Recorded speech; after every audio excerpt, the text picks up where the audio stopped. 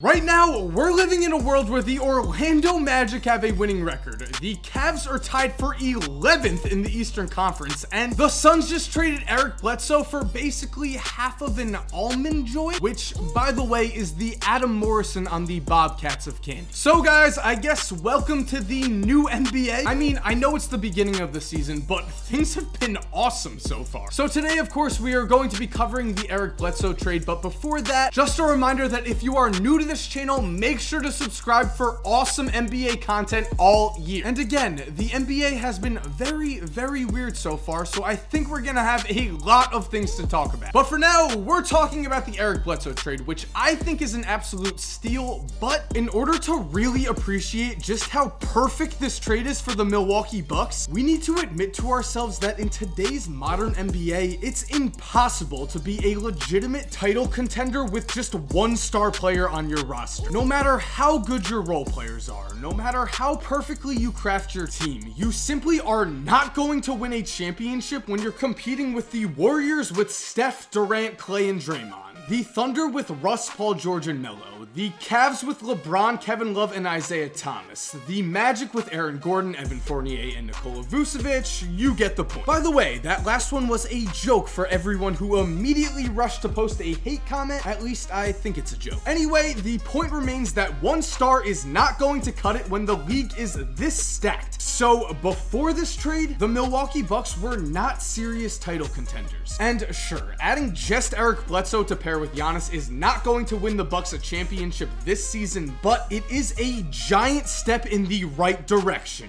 especially when you consider just how bad the Bucks have been this season whenever Giannis is not on the court. To show you what I mean, let's take a look at the Bucks offensive rating this season when Giannis is on the court compared to when he's off. Now, a team's offensive rating differential basically measures the difference between how good a team is on offense compared to how good their opponent is on offense. So when Giannis is on the court this season, the Bucks have had a plus 5.2 differential in offensive rate, a number that would rank them 4th in the current NBA. However, when Giannis leaves the court and his teammates are forced to create for themselves, Milwaukee has an unbelievable drop off to a differential of minus 18.6, which would rank them as the worst team in the NBA in that category by far. To emphasize to you just how bad that minus 18.6 number is, the Lakers are currently last in the league with an offensive rating differential of just minus 7. So yeah, while Giannis himself has had an MVP type season so far, his teammates have been pretty horrible. That's why the Bucks are currently sitting with a 4-5 record. Giannis has just not had a teammate who could lead the team in his absence. But luckily for Bucks fans, that's all going to change with the addition of Eric Bledsoe. Now, when looking at Bledsoe's stats, we can basically just throw out his numbers from this season. I mean, the man clearly did not want to be in Phoenix. He didn't want to be a 28-year-old on a rebuilding team. What he did want was to play on a playoff team, and now he's gonna get that chance. So with that said, to get an accurate look at Eric Bledsoe's ability, let's take a look at last season, a year in which Eric quietly put up a solid all-around stat line of 21.1 points, 6.3 assists,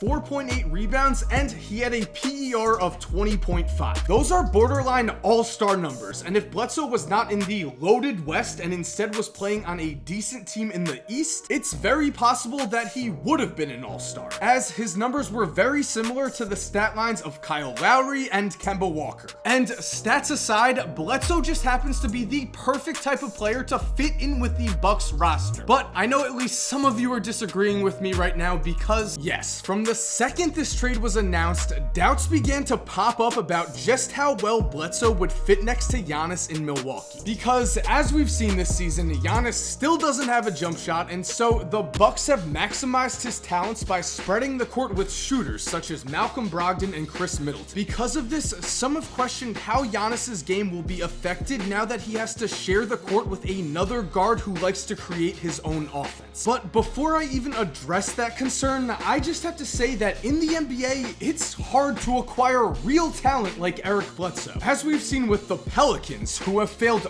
miserably to surround Anthony Davis with any sort of a competent team, it's pretty much a given in this league that when you have the chance to upgrade the overall talent on your roster by this amount, you have to jump at that opportunity and believe that the talented players on your roster will figure it out. Now, with that in mind though, personally, I don't think Eric Bledsoe is an awkward fit on the Bucks at all. I think he's going to fit in just fine with the current roster. I mean, just looking at his career so far, Eric has proven time and time again that he can play effectively with other point guards. Remember, before he broke out in Phoenix and began putting up borderline all-star numbers, on the Clippers, Eric learned to share the court with one of the most ball-dominant point guards of all time, Chris Paul. After that, when he did join the Suns, Eric was a key part of the 2014 team that won 48 games with him sharing the backcourt with another true point guard in Goran Dragic. And finally, after Dragic left, Bledsoe has spent the last 2 years playing with Devin Booker, who is not a true point guard, but is a player who likes to have the ball in his hands and create his own shots. All of this means that Eric is going to have no problem adjusting to his role with Giannis. And again, looking at the Bucks as a whole, Eric really does fit into what this team is all about. Despite the fact that he's just 6'1", he does have a wingspan of 6'7.5", which means he'll add to the incredible length that the Bucks roster prides itself on. He's also an explosive athlete who will be more than happy to get out and run with Giannis on the fast break. And when he's given the chance, he's even proven to be a capable shooter from deep in catch and shoot situations. As last season, he knocked down 37% of his catch and shoot threes. And so to sum up everything here, I think the Bucks have to be very excited about their future after this trade. Right now, the current roster they have built absolutely has the upside to one day compete for and win a championship. Sure, in order for that to happen,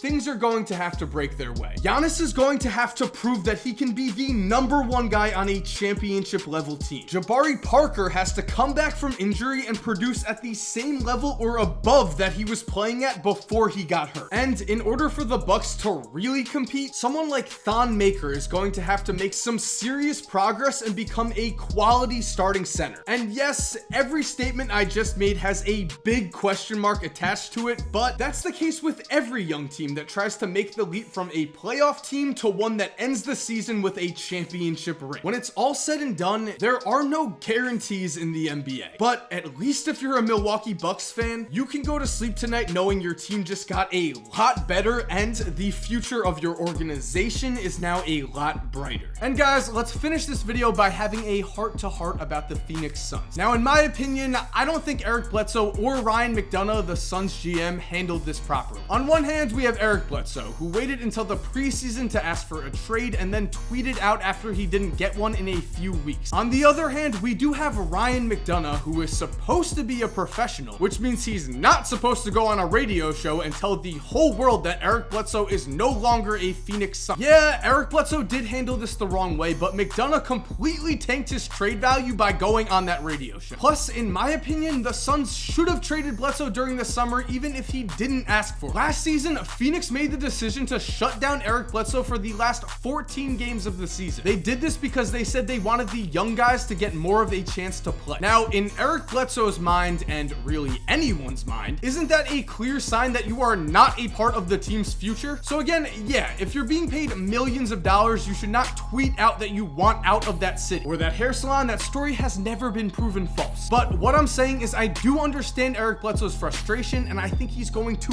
kill it on the Bucks. Also, just gotta say this, I hope the Pelicans at least tried to get Eric Bledsoe. If not, I mean, can we start the hashtag #FreeADBoogie? Catchy. Anyway, if you guys are new to this channel, make sure to subscribe. Gonna have awesome basketball content for the rest of my life, and a new What If is coming very soon. And if you're already subscribed, thank you so much. You are awesome. We all know. And as always, have an awesome day, and cue that music.